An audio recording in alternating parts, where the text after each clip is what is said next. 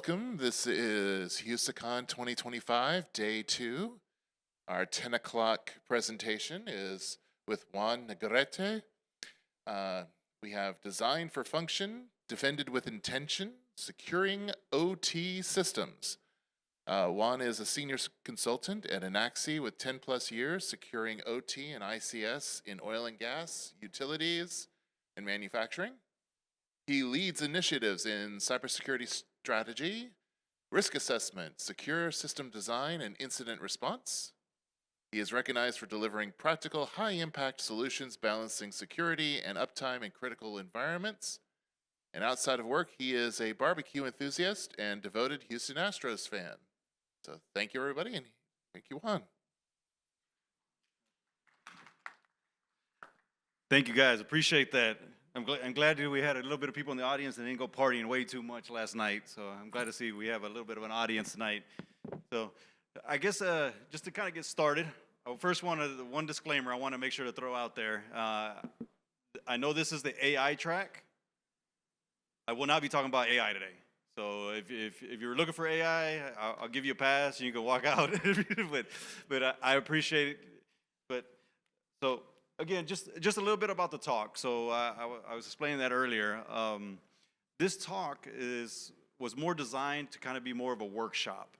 So this is kind of more, we've kind of catered it to be more of a presentation, and we've taken out a lot of the things that are real specific to environments, just to kind of be more general on this talk, so to help people kind of gather some high-level thoughts of what we should do. So the purpose of the talk, so it's Design for function, defend with intention. Quick question for the audience. Who is new to OT security in here?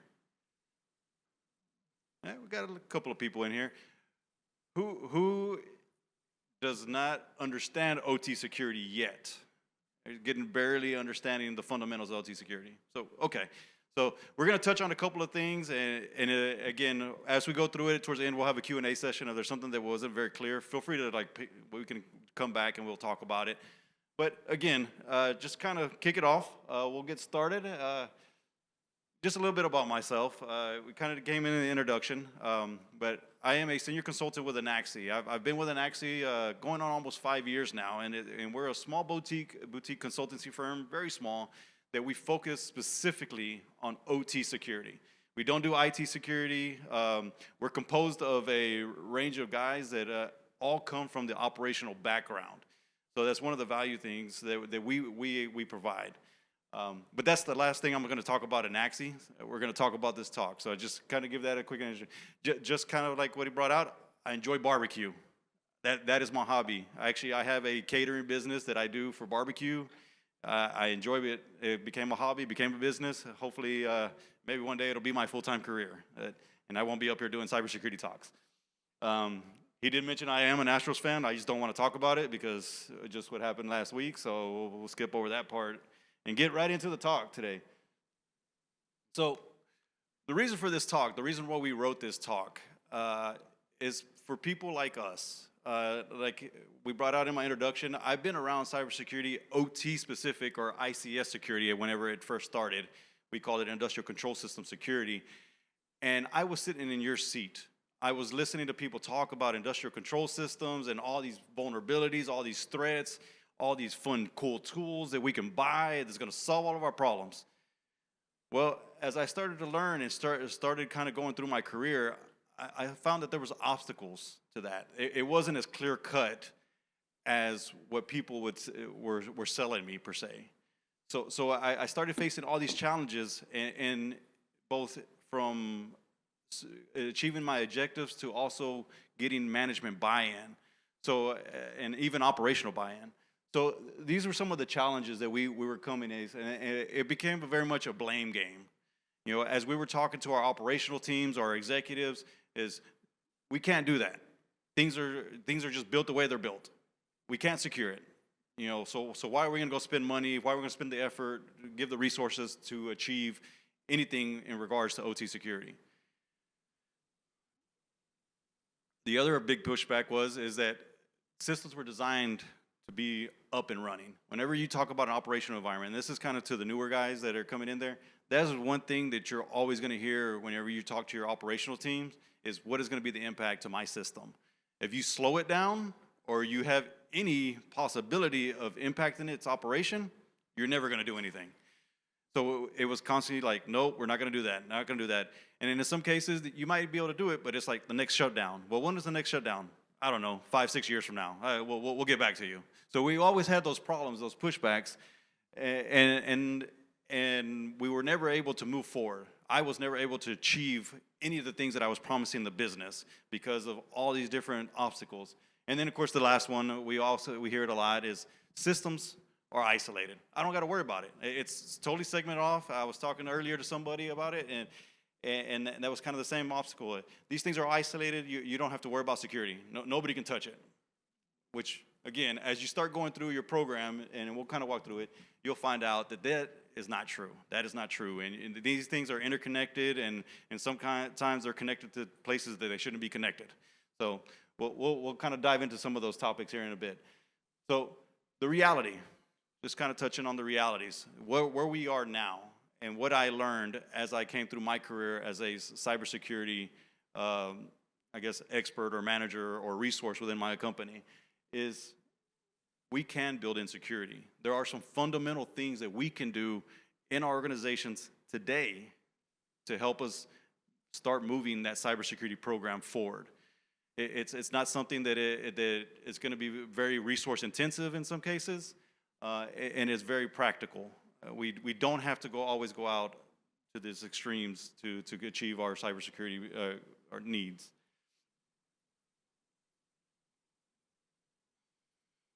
So as we go through this slide, there's a couple of, and I know it's kind of a 1, 2, 3 step, but we're going to talk about some principles or some areas of focus per se. And as we go through the slide too, I think it actually points out that there's steps, and it's not sequential. So keep in mind as we go through this presentation, things don't have to be 1, 2, 3, 4, 5, 6. You're going to be all over the place in your program. And it's going to be something that it's going to be continual. There's never going to, once you get to 7, there's going to be infinity beyond it. So make sure that you say, oh, well, I'm going to achieve these 7 steps and I'm done. No, you're going to have to circle back, continue this as a continuous process within your organizations. So as we go through this, these are some of the areas that we're going to talk about today. So first one, step 1 per se. Asset inventory. How many here have an asset inventory already? By raise of hand. A couple of us. How many feel that it's 100% accurate? I saw somebody kind of feel it. And unfortunately, most of us are probably cybersecurity subject matter experts for your organizations. You don't handle the inventory of your systems. You're not responsible for maintaining that particular system and how it operates. So our asset inventories are outdated as soon as you walk away from the plant floor or you leave the site. So one of the most important things is building out a true, accurate asset management program. But it could start as simple as, yes, I know probably I'm going to get it kind of something thrown at me, but you could use something as simple as a managed spreadsheet.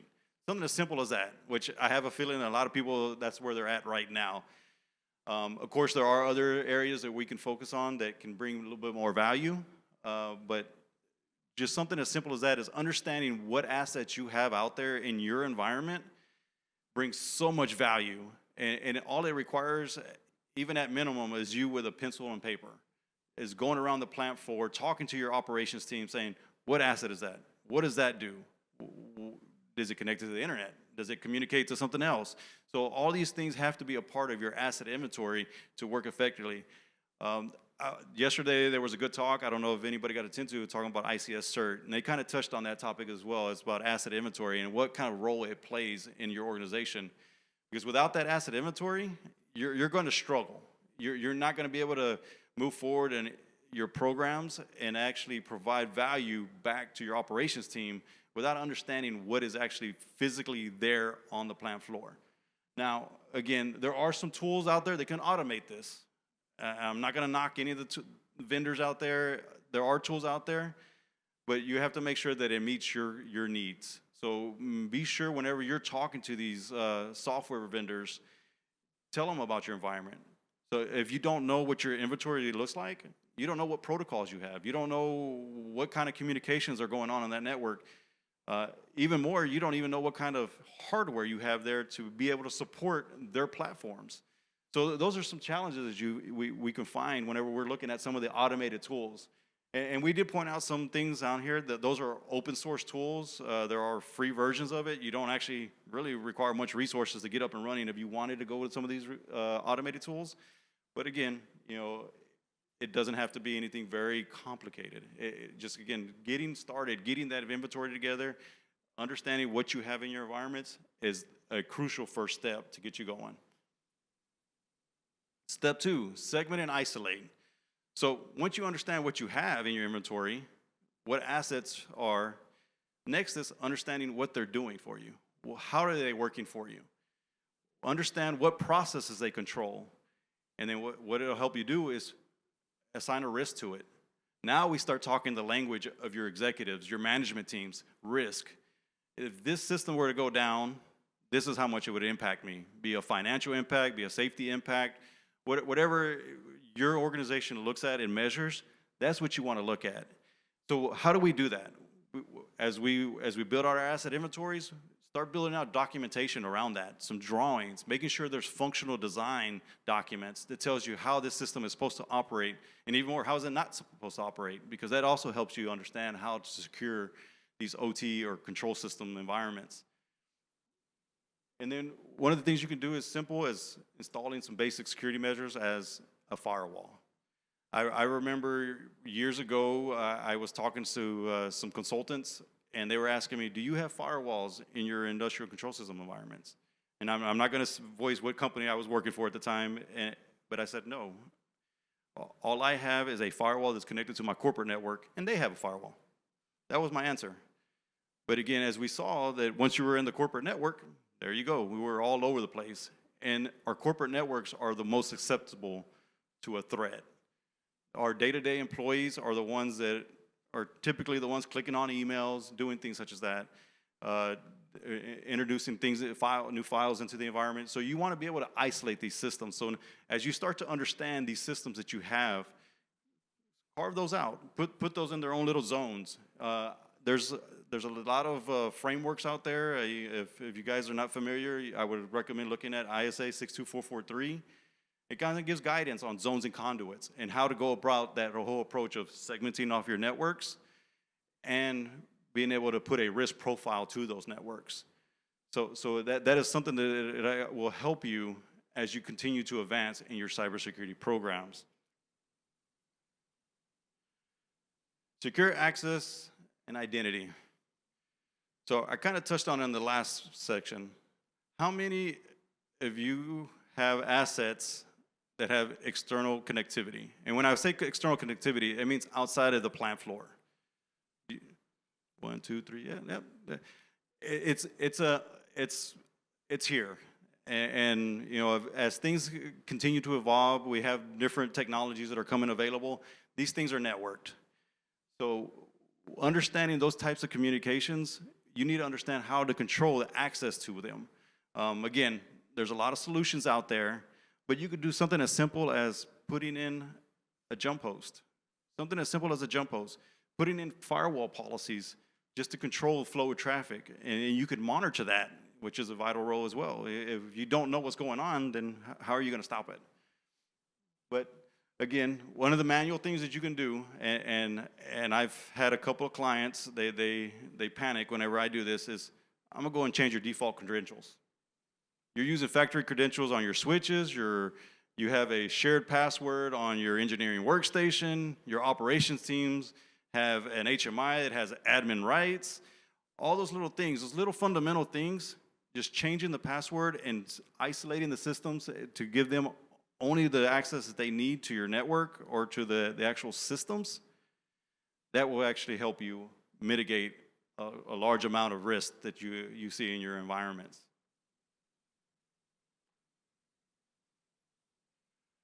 Hardened protocols.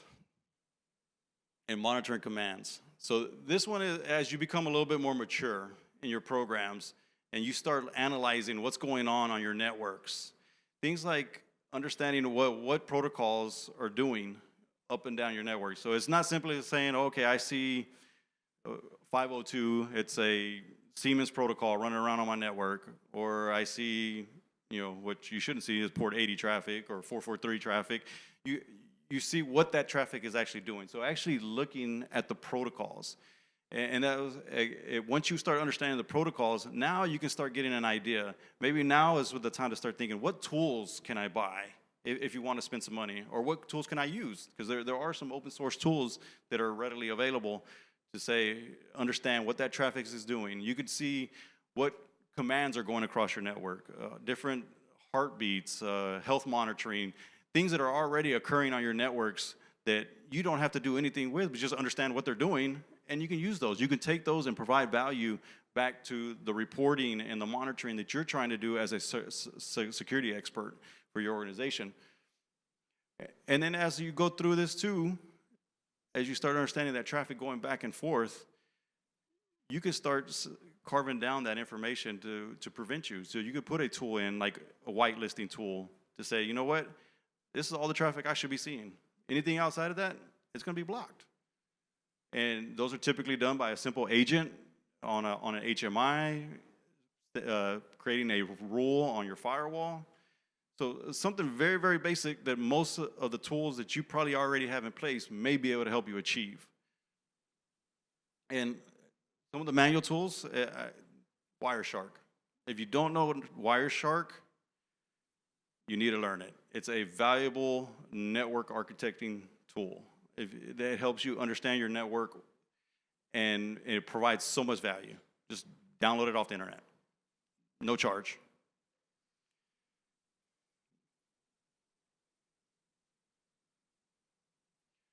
Manage unpatchable assets. Now we're getting to something really serious, something that is difficult.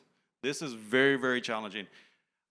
I know, again, when I first started, I would see a Siemens vulnerability or Rockwell vulnerability. I would get an alert from CISA or some other CVE monitoring platform, and the first thing I would do is, hey, let's go patch this.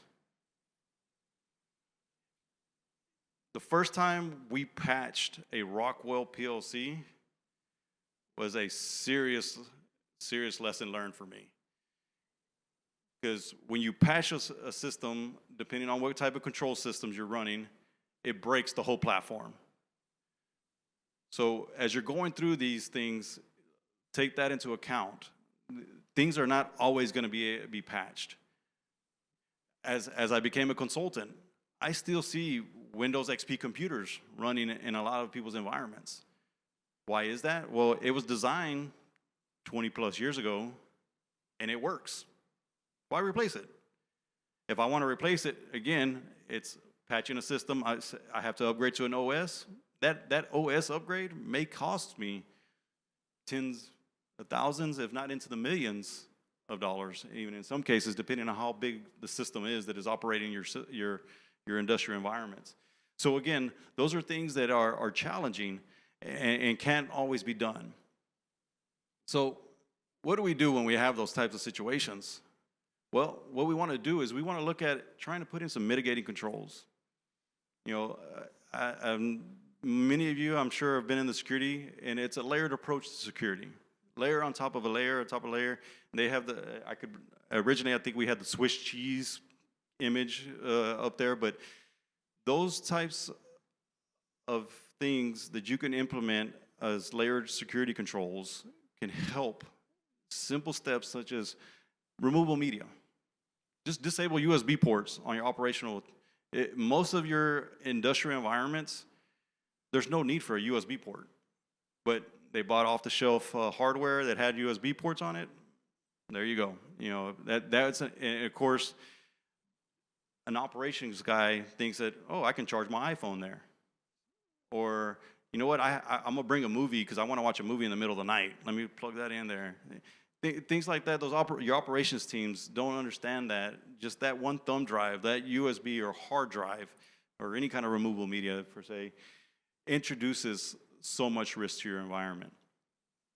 But again, one of the tools that you can do is try to integrate your security program with your change management programs.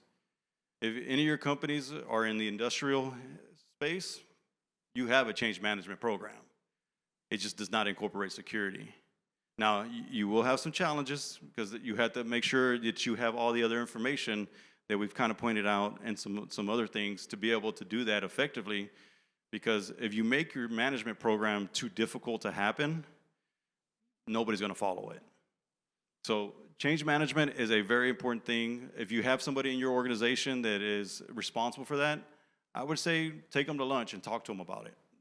Help you guys conversate, saying to understand what the management program is, what it applies to, how it is, how the process is run within your organizations, and find areas where you can kind of insert your security measures, your security controls, your policies, your processes that are sitting somewhere on SharePoint, nobody's paying attention to. Let's make them become part of the business and help operations see the value. You know, you often hear people about the backup and recovery process of a failed system. Over time, people have learned, understanding, are my backups available? Are they working correctly? Are they an actual functioning backup? People still are being challenged with that, but if you can succeed one time to say, hey, this system failed and you're recovering from a backup because you're replacing X hardware and it works, operations teams are going to start getting on board really, really quick, understanding just because of your processes of security of your backup management program provided them value. Now, again, something a little bit more invasive, a little bit more work is your vulnerability management program. Most of our vulnerability management programs are focusing on IT assets at this point, and it does a pretty good job for the most part. But when you start to try to incorporate vulnerability management into your OT system, saying things are going to be patched by a certain time, things are going to be mitigated in a certain way, things are going to be documented in a certain way whenever they're identified, those are some things that are going to bring a lot of help to you.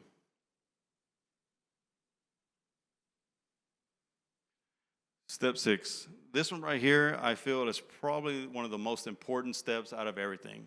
If you could simply do this in your organization, is probably going to be a substantial jump for you. Building this culture of security with operations is very, very critical. If you build that relationship with your operations team, helping them understand, educate them, teach them what you're trying to do, how are you trying to help them? You know, yes, we can use the scare tactics and say, oh, well, you know, we've had all these different major security breaches, and we've had all these different major events, you know, Colonials, the Stuxnets, the Triconics, on and on and on. You can bring those out too, but they really don't truly understand that. What does it mean from keeping a system in run or remote and leaving it in run? Something as simple as that provides value. Just tell them, hey, just put it in run. That's all you got to do. This whole event that caused a big chaos, everybody was in the news, you just protect yourself from that.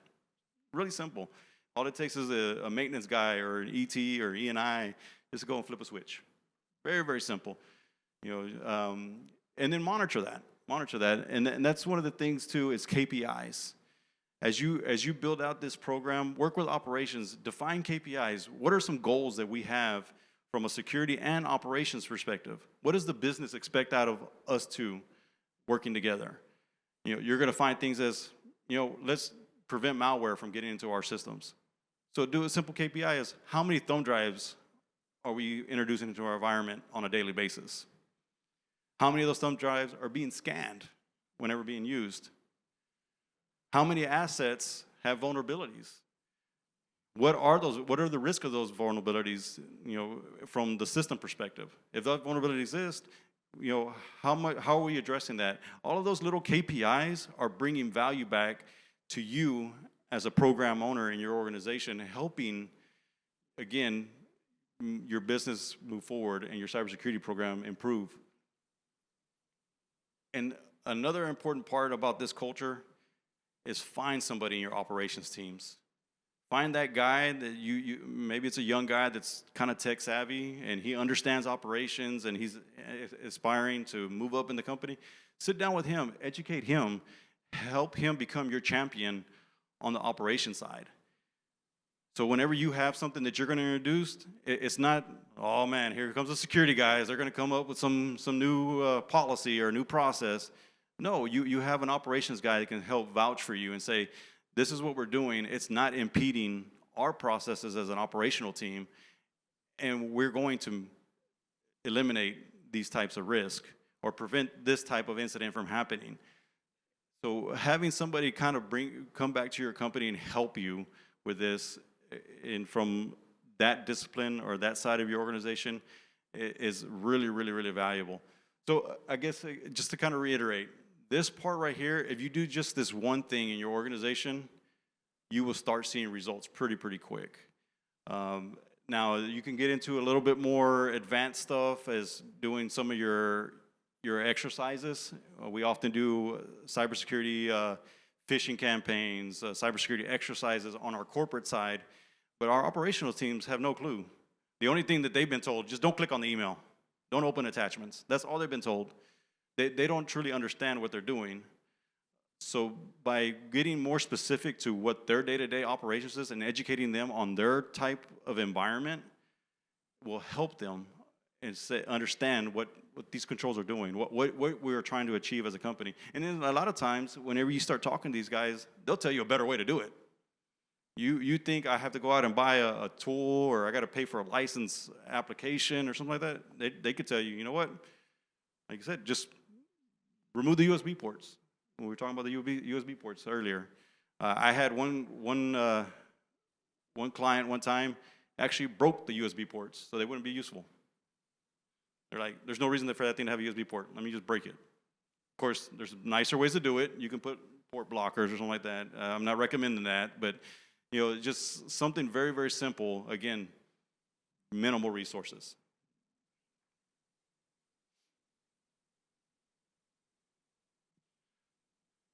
OT ready incident response. This one is another one that we often have it decoupled. Whenever we're going through incidents, be an operational incident, they handle their own thing. Security guys have no clue what's going on. On the other side, whenever there's a cyber incident, usually the operations team has no clue what's going on. So start bringing those together. Start looking at how you can bring those guys in, even on standard IT incidents. We have malware on a data server that we're using for our marketing. Our HR department, our invoicing department is looking at data that's down. What happens to you on the site? And kind of bring them in, help them understand cyber a little bit better by helping them be a part of your exercises. So also when you're doing that, it helps bringing in your integrators, your vendors, your support team. I know some organizations are fairly small. You don't have internal IT teams per se. So you depend on third parties to help you with that. Bring those guys in. They probably have a pretty good understanding on how to help you protect your environment and how to respond to an incident in the event of X. So make sure that your incident response plans involves everybody. Don't isolate yourself. Don't think, okay, I have an incident, I'm the only person responsible for it. No, you have an organization that's working around you, and it probably can provide a lot more value than you by yourself. So bring them in, help them understand, help them participate with your cybersecurity exercises, and then be ready for an incident. One of the things that I often tell a lot of my clients is when an incident hits, who do you talk to? Who do you call? A lot of guys say, well, I move over to this other engineering workstation. Now, that computer is locked up. I don't know why. I can't get into it. I'm just going to keep on working. I'm going to ignore it and let the E&I guy figure it out tomorrow whenever he gets on shift. You need to have a communications protocol. Something as simple as a piece of paper sticking on the wall. I know we have a lot of people that have help desk splash screens on their desktops. Just put, in the event of an incident, call X. Again, probably the champion that you've designated in your organization to say, this is my operations guy, he's kind of my leader whenever an event happens. Bring him in. Another critical role too is all incident response plans are not equal. Just because you have an incident response plan for site A, it doesn't mean that it also applies to site B. I know a lot of companies over time, they've acquired, they've divested, they've built new. So all your systems in OT operate differently. Just because you can shut down a plant, an isolated plant in one way at this one site, doesn't mean you can follow the same process at the other. So you need to make sure whenever you're building out these plans, it's a site-specific plan. And as you advance, make sure that it's a system-specific incident response plan. Because if you have a specific system, like a lot of chemical refineries, it's not simply going and removing a cable. If you do that, there's some pretty big consequences that come from that. You know, systems do not shut down properly. You could actually cause some pretty catastrophic failures. So again, look at your processes. Make sure your incident response plans are specific and as detailed as much as possible. Include people that need to be included and making sure that they're ready, available, and trained on how to use them. So, as you can see, I kind of brought this out earlier, but this isn't a step. It's a web. It's a web of different tasks, different areas that you need to focus on. Each area is unique to you and your business and how you can achieve it. There is no one tool, one way, one process that can help you solve these problems. So just look at those specific areas in your organization: asset inventory, segmentation, training, culture. All those things change depending on your business, your team of people that you have. So we're getting close to wrapping up. Again, like I said, but I'd like to leave everybody with this one thought. What decision can you take away from this talk, this conference? Maybe something you heard, something you learned these last 2 days that will bring back value to your organization. I can't harp on that enough. If you leave this conference and say, it was fun, it was a good party, you didn't bring that much value. And I think that's the goal of these kind of conferences, especially this particular conference, is that the ability to learn and gather information, network with the experts that are having around you. A lot of us have learned a lot of lessons over the years. There's also people that we want to help. Like I said, there's a mentorship programs here. So take one thing from this conference and turn it into an action for you. If you take that, again, you will start seeing the value that you bring back to your company, and you start seeing your cybersecurity program mature.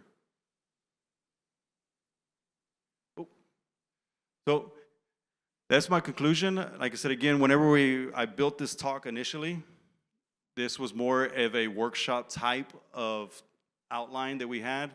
So it was more interactive. There's a lot of talking, a lot of going back and forth.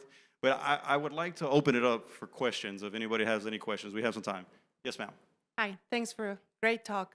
Question about using open source software to gather asset information and also Wireshark. You say you download it from the internet. What risk mitigating steps do you take before using an open source software? And also, where in the Purdue level would you run the Wireshark? So, good question. Thank you for that. So, as far as the initial tool, make sure you are getting your downloads from a secure source. I typically have done in the past where I will download a copy. I'll let my IT security team look at it, or my client's IT security team look at it and approve it. We've also, as a part of their approved software list, essentially within their organizations. And once that has gone through that process, you know that whatever you're using and whatever you're deploying on individual workstations is secure. Now, once you get that software installed, that's where, and it's a good question, where to use it. you have to be careful because yeah, there are some areas where you have to be cautious. A lot of control system environments at, like you said, at the lower levels, level 1, level 2, even level 3, do not have managed switches in their environments. So using Wireshark is, you're just gonna see a whole bunch of broadcast and you don't understand, okay, what IP is talking to what assets are, what protocols. You just see a lot of noise. I've had a couple clients that over the past couple of years, they'll say, hey, here's a PCAP, go and analyze for me, and it's just broadcast traffic. And I have to apologize to them and say, we need to do it a different way. Your PCAP is not gonna give us the information that we're looking for. And sometimes in those environments, it takes something as simple as doing a simple walkthrough, going back to the environments and the asset inventory step, going back to the assets, seeing PLCX, HMI, workstations, sensors, all these different things and how they're connected, and even more the switches. The network switches are a big bottleneck to a lot of cybersecurity programs in industrial environments. Any other questions? Yes. What is the most mature OT vulnerability management program that you've seen? Like, how is it done? Because, like, I don't know if this is a universal theme or not, but from what I've experienced, it's more of like a onesie, twosies, like you mentioned, like, oh my God, like this site's gonna be down. Like, let's hurry up and patch something. Yeah. Right? It's like, there's gotta be a better way to do something like this. Yeah, so there's a lot of frameworks, and the cyber CMMS is a good one. The cybersecurity framework is a good, overall kind of as a guide. Again, I wouldn't say that it's going to be 100% applicable to your site. So that is something that you need to look at, again, at your organization and see what your program or your business's needs are and build out your assessment methodology specific to your use case. I've seen a lot of people use their own and really not go by any framework. I've also seen people go to the ISA route. They use the 62443 route, which is a very, very comprehensive, and it's a good framework, but it's very challenging to achieve. It takes years and years, and you have to have the right resources available to be able to achieve those. But NIST is a good one. It's kind of a middle ground. It has a lot of the security controls. There's also the CIS benchmarks and things like that that you can use as part of your assessment frameworks. But again, it goes back to understanding what your environments are, your OT environments. What are the needs? What are the risks? So again, I would say start there first, and you're probably going to use a combination of multiple ones to really achieve what you're going to need in your own business. Morning, thank you. I had a question. You had mentioned establishing some OT security KPIs along with operations. What are some examples that you've seen work well for that? Okay, so one of the KPIs, and it's a big one that we've had a couple clients that have actually started to use this KPI as a matrix, is how many assets are being monitored. That's a big one, and again, it's just understanding, okay, what assets are in my environment. Some sites might have a few dozen, some have in the thousands of assets, and understanding those particular assets. But you take it a little bit further, is not just simply the assets, because again, if you have tens of thousands of devices out there, you're not going to be able to really manage that properly. So it goes back to the risk side of it. So when you look at those assets and say risk level, most people use a 0, 1, 2, 3 kind of, or 4 kind of framework, high, medium, low, whatever it is, you assign that information to that particular asset. So now you can say, these are assets, these are my critical assets, let's focus on those first, and I have X amount of visibility. I have 20%. Because once you start presenting that, you start going back to your business and say, I got 20% visibility on these critical assets. And they're like, oh, hold on, if that system goes down, that costs me $1 million, $2 million a day, whatever amount. What do you need to kind of move that needle over a little bit more? What resources you require? Is it something financially? Like, do I need to give you some more money? Do I need to go help you go buy something? Whatever it might be. So that's where, again, understanding those kind of KPIs, I think that one is one of the biggest ones that provides value, because you start talking the language of executives, higher management. If you say, oh, well, we have we have 20 assets in this environment, and they have these vulnerabilities. You get that stared look. You're like, okay, well, what does that vulnerability mean to me? Like, I don't know what that means. Oh, you got these exploits, and and then we go down that wormhole, and you just, okay, have a good day. At the end of the day, you don't get any value out of it. So that's one of the good ones. Like I said, I would say if you have the capability, kind of start there. Just kind of a risk matrix. Yeah. Any further questions? We've got about 5 more minutes. But if there yes. Okay, not a tech question, but more of the culture change. Yeah. I kind of relate to that. It's always that phrase, if it ain't broken, don't fix it, right? Mm-hmm. In your perspective or your experience, even though we have a relationship with operations, we get along, there's still management. How did you intertwine our corporate management to operations? And how we're always fond on safety first, right? Yeah. And operation reliability. Where does security? Yeah. So again, it kind of ties back to the education piece, that culture, educating. When you educate your operations teams, because it might be the other way around. Like operations says, you know what, I've had this system and it's been doing this for years. I keep getting viruses on it and whatever. And you go back to the business, and the business is like, all that HMI does is control one thing. Like, why am I going to go spend tens of thousands of dollars to upgrade it? So. And it's the other way, is educating your executives, saying, again, kind of going back to the other KPI, this is the risk that system imposes. Like if this were to get compromised, or if this were to crash, even something as simple as that, like backups also play a critical role in operations, because when something fails, that's the first thing that E&I or engineer goes, I'm gonna back it up. So something as simple as that, and saying, okay, I'm gonna put some tools in place to help you effectively recover systems, and you can tell your management team, like, all I have to do is go and buy a $300 software to help this guy do that better securely. Okay, that helps. Again, it's just the education piece. It's having the conversations. I often encounter a lot of guys that are in the security field that they found this cool tool, and they come to our executives and say, hey, I need, in some cases, millions of dollars to put this tool in. Okay, what does that tool provide me? You know, and you have to sit there and you have to educate them. Most of the times when you go off that route, you usually don't go anywhere. You put it in the budget. We'll see what we'll do it next year. And then next year, and you never achieve anything. And then you find another tool that says, hey, this might do it better. So again, just the educational part of it is understanding the initial phase of it is going to be hard to get a lot of buy-in, because a lot of people just don't truly understand. They don't understand how the things that you're trying to achieve really help both sides of the business, the operations teams and the actual business of being able to produce whatever they're trying to do for their clients. It's like defining the problem before finding the solution. Right. Versus having the cool tool as the solution in search of a problem. You're right.